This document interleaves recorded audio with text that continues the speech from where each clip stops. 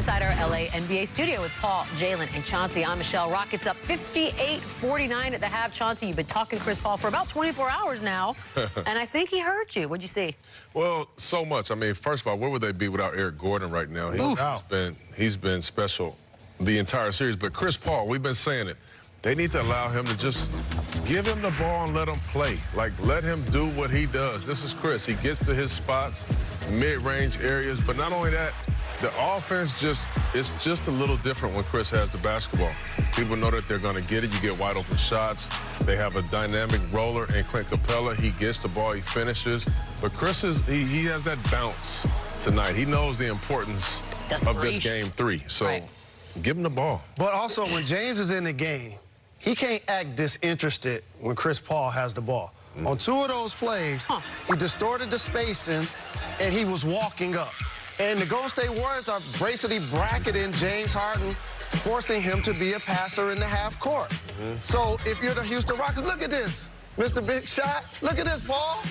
They basically played the zone on him, okay? You got to allow Chris Paul to initiate offense. And look at this final play. Look at James. That ain't what you do when CP3 got the ball. Get to a spot, be a spacer, and then, like Eric Gordon, knock down the shot when the ball gets swung to you. Yeah, well, you got to give credit to where credit is due. The Houston Rockets are defending tonight. That's why they're leading. They're keeping Golden State out of the paint. Clint Capella is being a presence in the middle, and this is what they ask him for. You're only as good as your role players, and when you got Gordon get down on D, Clint Capella pitching in, P.J. Tucker, you know, James Harden is not having the best of game. Nasty block. CP is below his usual standard, but these guys have stepped up, and they've done it on the defensive end. When the last time we've seen Golden State not have a 30-point quarter in the first half? They're doing a great job. They can keep that up. They got a chance. Clint Capella had been such a liability up until tonight. He also must have been reading the same things we've been reading and watching.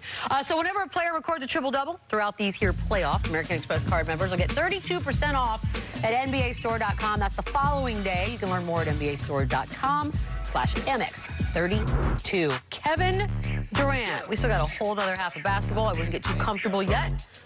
But Kevin Durant, 2 of his 12. Second half coming back. Tonight after Top-Ranked Boxing, SportsCenter with Bucci and Anderson, they'll have a recap of this game, the Kentucky Derby. It's a heck of an ending on that. 12:30 Eastern, 9:30 Pacific on ESPN and the app, you know, if you like horse racing. Troubling news out of the East. Raptors forward Pascal Siakam listed as doubtful for Game 4 tomorrow against Philly. He's got a right calf contusion. He's averaging nearly 23 a game this postseason. This could potentially be a big loss. Survival of the fittest. Without him, they're in trouble, trouble, trouble. This will be seen a zillion times by morning. No less. Iggy for trying to go get him. The party started on a Saturday. Welcome to a fresh edition of SportsCenter. I'm Michael Leeds. All those stories ahead, plus 2 of soccer's biggest stars stood out on the pitch today for a couple of different reasons. But we have to start in Houston, where the Rockets definitely have a problem heading into Game 3 against the Warriors in an 0-2 hole.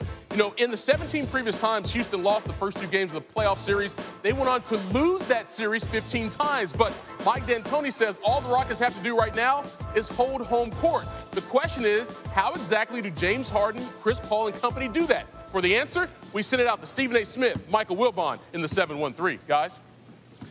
Thank you, Mike. That's a very good question, Mike Wilbon. I think I have the answer. We've seen the Houston Rockets struggle in games 1 and 2. We haven't brought up the fact that Steph Curry's been struggling himself. He shot, even though he got injured, we understand that. He's shooting 26% from three-point range, 39% from the field, but he has Kevin Durant and Klay Thompson, and James Harden does not, even though CP3, his numbers are respectable, shooting 47% from the field. But here's the thing. Are you ready for this suggestion, Mike Wilbon? Because I was saving this just for you. A surprise. You bench Clint Capella because of the pace, the fact that you don't have a big man to bang down low with, and guess who you start? You start the 6'7" Gerald Green.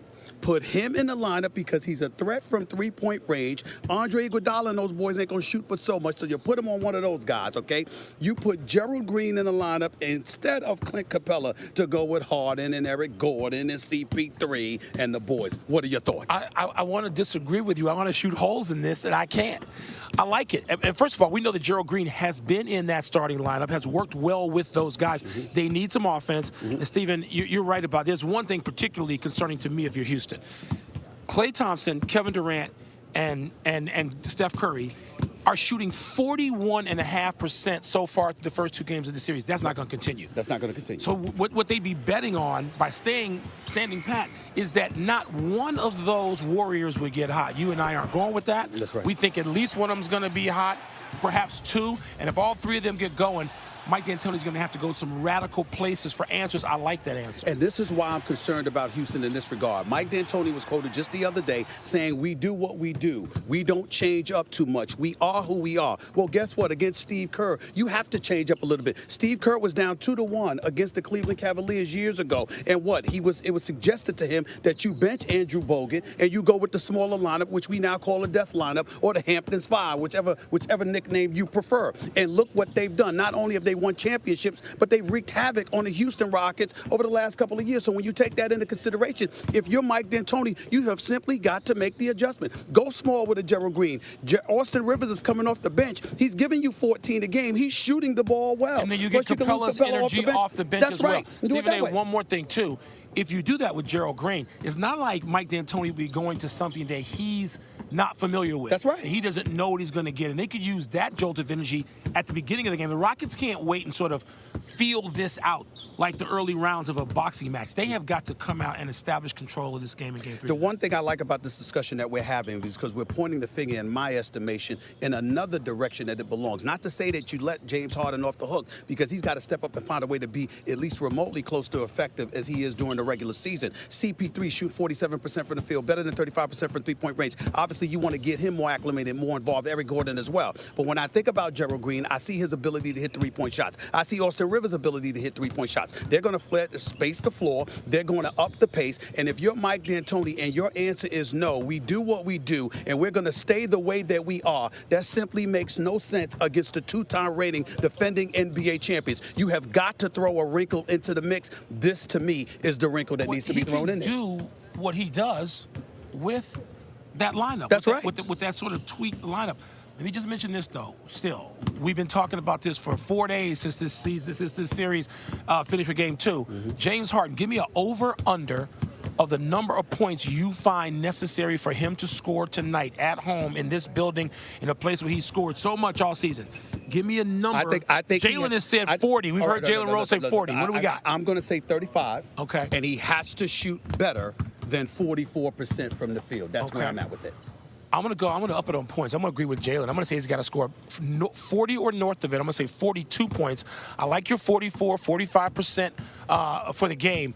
But when you're an MVP and you think you're an MVP for a second straight season, these are the games in which you prove that. There's no extra credit for the homework. That's right. You have to prove this again, and it's on James Harden, and that's what it is with the great players. That's what it is. He's got to get it done, but CP3 has to get it done too, and Mike D'Antoni has to show up as well. Mike Wilbon, Stephen A. We both said it, so you know it's true. Back to you guys.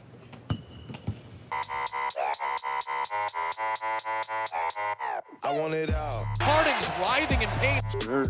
Barely to see. I love how we stay poised through it all. 3 goggles on his eyes. We know these guys even more dangerous at their crib. We're going back home. All we need to worry about right now is Game 3. With 25 points tonight, Kevin Durant will pass Dwayne Wade for 10th on the NBA all-time scoring list in the playoffs. And it pretty much seems like a lock at this point, right? Because not only has KD led the Warriors in scoring in 6 straight playoff games, tied for the longest streak in the Steve Kerr era, but he's also averaged 29.1 points per game in the postseason in his career, which is 4th most all-time, behind Jordan, Iverson, and Jerry West. And as Shelley Smith reports, if KD's most recent play is any indication, the Rockets might be in trouble tonight for Game 3. I'm Kevin Durant. You know who I am. If you didn't, you know now. During the first round against the Clippers, Steve Kerr said Kevin Durant needed to shoot more. Now that KD he's Houston's problem, a big problem. To me, this is the best I've ever seen Kevin play. I'm biased, but yeah, I think he's the best player in the league. Since they lost in Game 2 to the Clippers, Kerr encouraged Durant to shoot more. He has averaged 38.3 points per game over his last 6 games.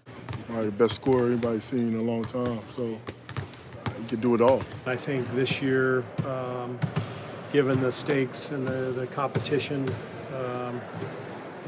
that we've already faced between the Clippers and Houston, I think he's stepped up his game even more. He's always been good.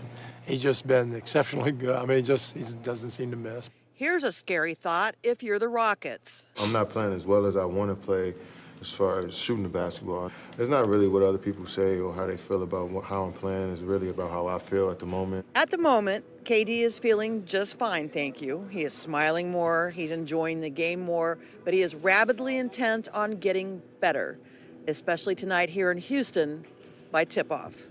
In Houston, I'm Shelley Smith, ESPN.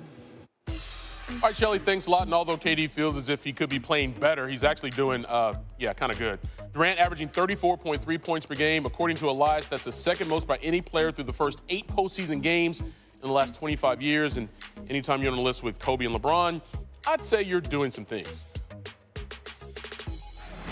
Meanwhile, not good news for the Raptors fans. Pascal Siakam listed as doubtful for Toronto's Game 4 matchup with the Sixers Sunday. He suffered a bruise to his right calf in Game 3, and despite going through treatment since Thursday night, he hasn't been able to put very much weight on that leg, and Toronto already shorthanded after OG Anunoby underwent an emergency appendectomy just prior to the start of the playoffs. Now, to say that Siakam has been vital to the Raptors' success this postseason would be a huge understatement. The leading candidate for the league's most improved player increased his scoring average by 6 points per game from the regular season to the playoffs, the third largest scoring increase in the NBA. So thus, as you would expect, the Raptors have been a much better offensive team when Siakam's on the court during these playoffs, scoring more than 106 points per 100 possessions. But Toronto's offensive efficiency dips to 78.1 without him on the court. And perhaps his biggest impact is on the Raptors' leading scorer, Kawhi Leonard. With Siakam on the hardwood, Leonard is shooting 62% from the floor. However, when Siakam's on the bench, Kawhi is shooting just 41%.